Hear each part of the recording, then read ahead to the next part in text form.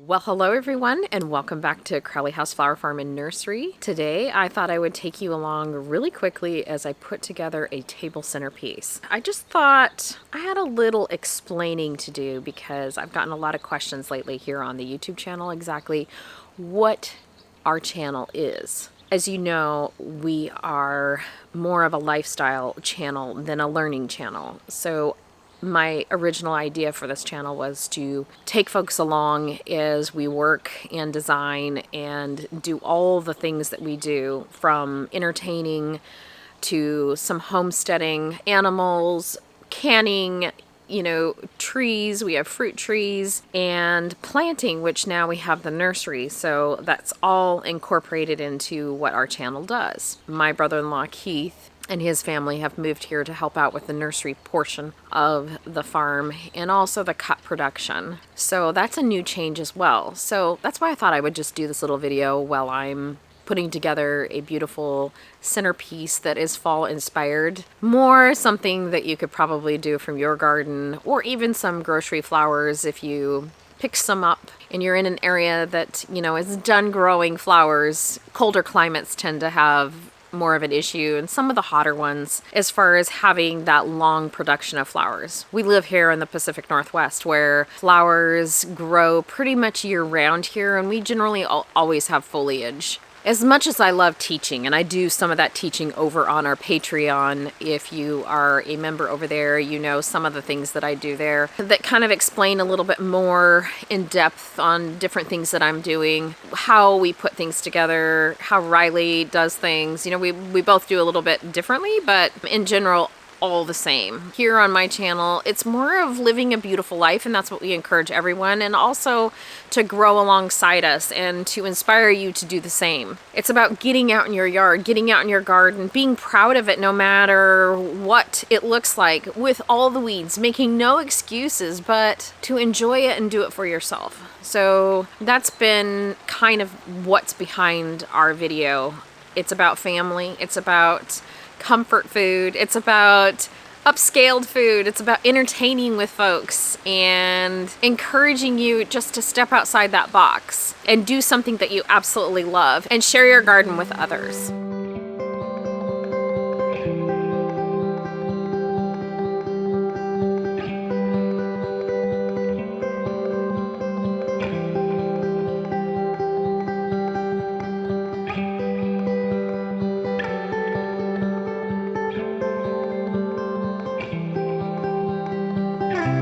Okay, so enough of me rambling about the gardens and our YouTube channel and what it is, but I just wanted to pop on here and say that, we are a lifestyle channel and just kind of explaining what we do here. So today, though, what I thought to do is, tomorrow we have a big storm rolling in, and we thought, well, I'm just gonna go about the garden, mainly do this for myself, but I thought to share it with you because you are part of our family here at Crowley House, and when I do something like this, sometimes it's kind of fun to take the camera along and just show you the beauty of the garden and not selfishly steal it all for myself. So I thought I would take you along as I cut some of the last of the season's blooms, and this is the end of October, so I'm assuming we will have some sort of frost pretty soon, and so far it has eluded us.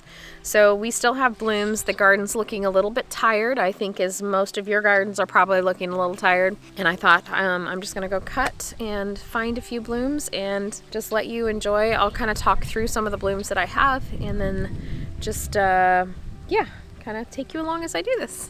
So this is everything that I've kind of chosen from the garden. We have some snapdragons, some zinnias, we have some beautiful celosia. Look at that, you guys. Mums are the showcase of this, and then we've got a few of the just really dark dahlias, rudbeckias. Let's see, what else? That's everything, just kind of repeating that pattern. So let's go put it together. So one of the keys to having a successful design for a tablescape. So today I'm making just like a regular table arrangement that will go on the dining table. But to make it successful, it's good to have a variety of blooms, or at least, when you're cutting 3 stems, so I cut like 3 stems of snapdragons, 3 stems of mums, different types of mums. I didn't do all the same. I got 3 stems of celosia. You can do odd numbers basically. So if you're making this for Thanksgiving, that's kind of, if you're going out to your garden or adding even in something from your garden along with grocery store flowers. Like, I like to just use my foliage that I have around, and I know not every part of the country has beautiful foliage year round, but it's just nice to add in bits of something that's in your garden, and it just creates that look that people really can identify with, as far as being a little more of that garden feel arrangement. So that's what people kind of like ask me, how do you get that garden feel? And that's because we're cutting in season. We're using what's available to us in the yard and the gardens and pretty much year round. And even if we are buying flowers in from the grocery store or what have you, I'm still using something from the yard. So the key too is to make sure that you do not have any foliage down in the water. So I like to pre-clean all of my stems. And what that is this is the zinnia here. I'm just pulling straight down gently and tenderly to remove everything. I'm gonna leave these 2 top leaves just to see if I want them later or not. And that would be basically editing. So again, here is a stem of dahlia. I'm just pulling down and removing all of that foliage, leaving just a little bit here for some texture. So I'm gonna go through all of the flowers and do that same thing. And I'm also laying them out into order of like things together. So it makes my design go a little bit smoother and I can see everything very clearly.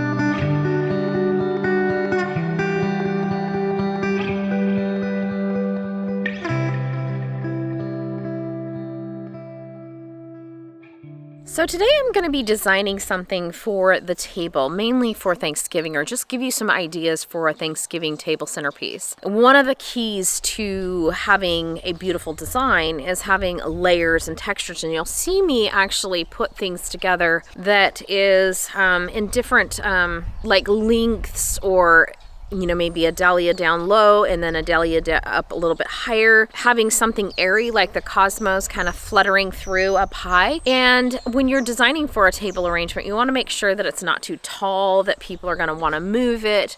So you want it kind of low and kind of long, I guess, so that it kind of fills your table. And of course, for Thanksgiving, there's never any room for flowers, and everybody tends to move them anyways, unless you have an absolutely ginormous table. But the key is to, at least when you're setting up your table and you have these beautiful flowers, and it doesn't have to be much. It just has to be, simple and just very welcoming for your guests when they arrive. This one also, I'm going to be adding in just a little bit of some pumpkins and gourds with this. I thought that would be a nice touch and just kind of show you what I like to do there. I'm also going to add in a little bit of peony foliage and some sort of fall texture foliage if you don't have peonies or the foliage is turned black by then, or you've cut it back or what have you. But I'm also going to be adding in some rosemary, because rosemary is just a really fun, any type of herb for Thanksgiving. If you can add in, even in the grocery store, they have those little bundles of fresh herbs. Grab some if they're long enough, and you can kind of tuck them in, even into the napkin ring or things like that. It's kind of fun. Little nuts and, like I said, pumpkins, gourds, just create this very festive feel. So I'm gonna start this design. I ended up adding in just a little bit of burgundy and a more lavender color, which is kind of fun actually. But usually as the season goes on, this is the last of the season's flowers that are here in the garden. But as the season goes on, we're down to basically mums. We'll probably order in some roses and things like that to kind of create our kind of Thanksgiving centerpieces that we sell here on the farm. And So they'll, you know, and also some herbs and things like that that will go into it. There'll be more on that later. Riley's gonna do a little video next week, next Thursday, on the little box that we're putting together for Thanksgiving that you can order if you would like. But anyways, she's gonna do a whole video on putting that box together and what's in it for you to design your own centerpieces with. But this today is just kind of, you know, it's all for me and I'm sharing it with you, but this also gives you some ideas to be thinking about as far as your tablescape goes for Thanksgiving. Okay, I'm gonna go grab some little pumpkins and gourds and start designing. So the sun decided to show itself and it feels amazing because I have been freezing all day long. So I'm gonna take it, and even though it's a little bit bright to be designing here, just for you guys, it might not show as well, but I'll try and take the arrangement afterwards into the shade so you can kind of get a really good look at it. Okay, so first off, I'm gonna start with my foliage, and what I have chosen again for my foliage is just some peony foliage, which is starting to turn. I love that. So if you have it in your garden, keep it around for a long time. If you have or able to grow some sort of herb, but this is rosemary, doesn't grow everywhere, obviously. It likes it a little bit warmer, and so sometimes cold climates have a hard time with it. But I got some rosemary, and then as another foliage, I'm using a celosia. This is just gorgeous, you guys. It's in the greenhouse right now, and it just is performing so beautifully for me. But I'm gonna use it as a foliage. So we're gonna start with that. I'm gonna show you how I put that together.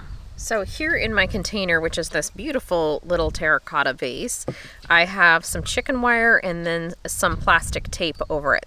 I'm using clear plastic. You can also get a green that's a little bit more sturdy, but when you're using clear, you can run a tape all the way around the crisscross to hold everything into place. So I'm gonna start, and my water is nice and clean. All the foliage has been pulled off of all of my stems here. And I'm gonna just start by placing these. So how I like to do this is more of almost an upside down teepee. So we're just gonna kind of cross it here. And what this is providing me with is a little bit of a structure down deep, also to help hold all my blooms in place. So if you did not have chicken wire or even tape, this would help you be able to design something. And of course the wind decides to pick up. I'm gonna cut this one a little bit shorter. So what I'm looking for is I want everything just to kind of be at a base.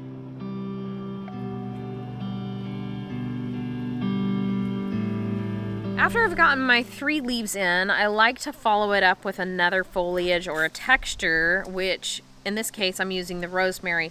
And I'm gonna follow that same line as far as keeping that crisscross going, and I'm almost following along. This is the easiest way, following along with the peony foliage. So I'll show you what that looks like.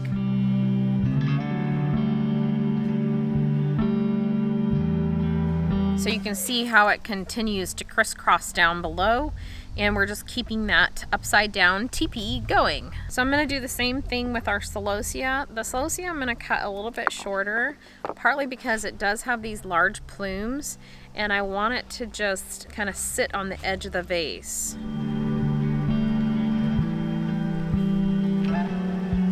I'm keeping the center nice and open still, and I'm gonna deal with that later. So you can see it's kind of got this nice low feel to it. Next, I'm gonna start with some of these beautiful dahlias. These are just a dark burgundy small ball. I don't know the name of this. We've had it for years and years and years, but it's a fun one, nice and small. And I'm gonna just kind of layer those in, kind of keeping in line with that same pattern.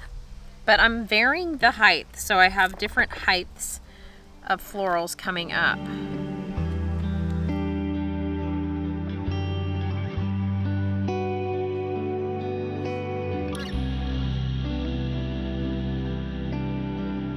Next, I'm gonna be using my mums, and I'm gonna put these in just kind of sporadically now, but keeping them fairly low.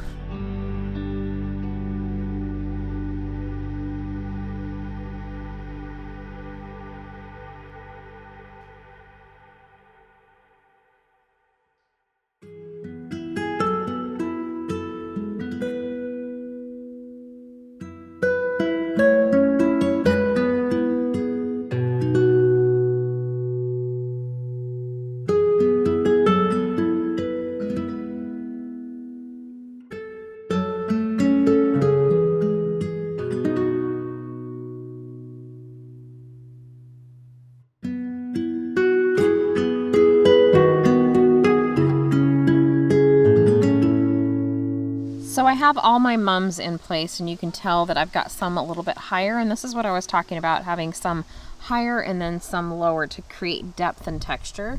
And then I have some down below here. You can still see the chicken wire that's still open. We're going to be filling that in with some other things towards the end. And sometimes that becomes the hardest spot to fill, I've found. But so far we have, you know, the mums, the dahlias, and then our foliage going in. And I think we'll do rudbeckia next.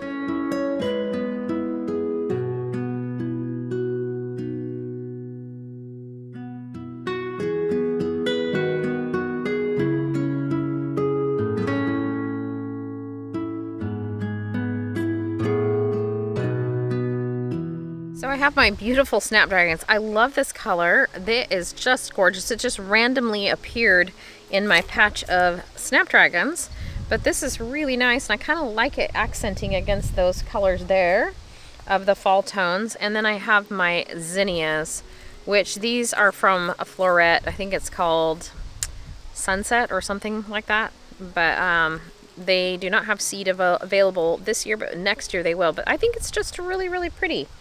So I'm going to go in with both of these. Sometimes I would have started with a snapdragon as a spike coming off the edge, but you can always add it in later like I'm going to do now. And I'm kind of following that same 3-point design that I like, kind of giving it an elongation, I guess, of the arrangement like I talked about in the table. So it kind of draws your arrangement out on the sides. Adding a little spike of it there.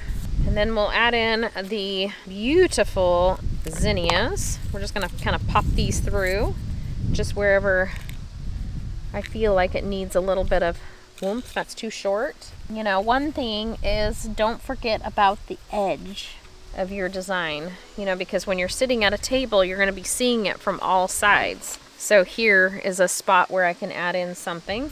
I have this little guy here. Might just tuck him in down here like that. Those are your leftover bits, can go into places like that.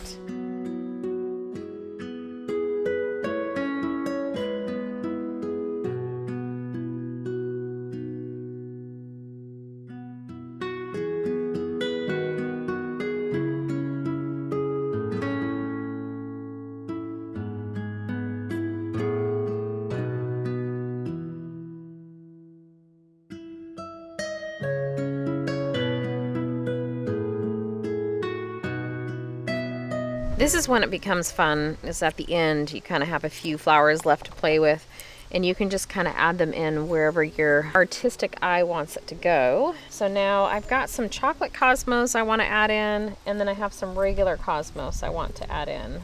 Deciding which colors I like. I kind of like this one here.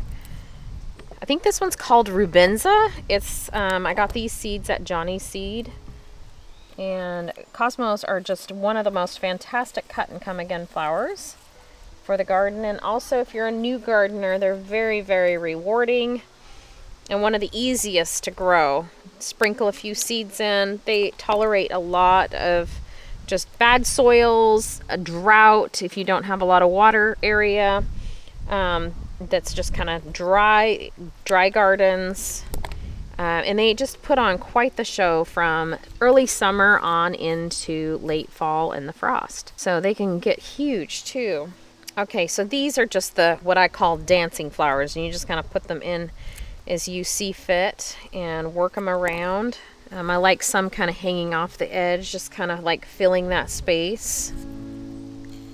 And then our chocolate cosmos are going to kind of play nicely between everything.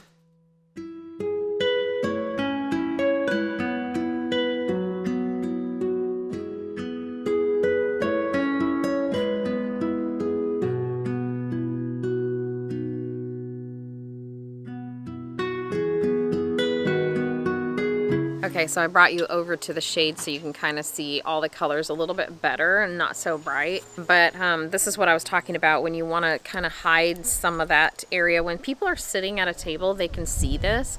And so just kind of even squatting down level and just kind of looking to see where you might have missed something or pulling out a leaf and just kind of bringing it back down in.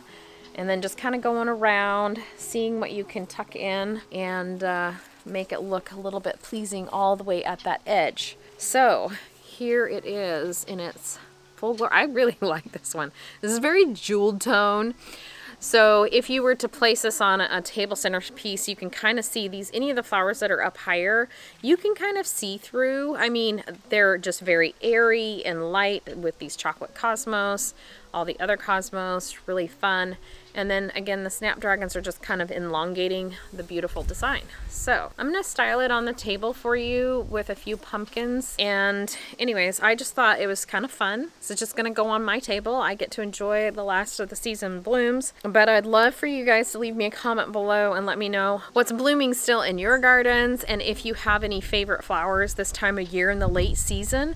Anything that you're going to be using for Thanksgiving, or, you know, foliages that you like to use, or things like that, or even grocery store flowers.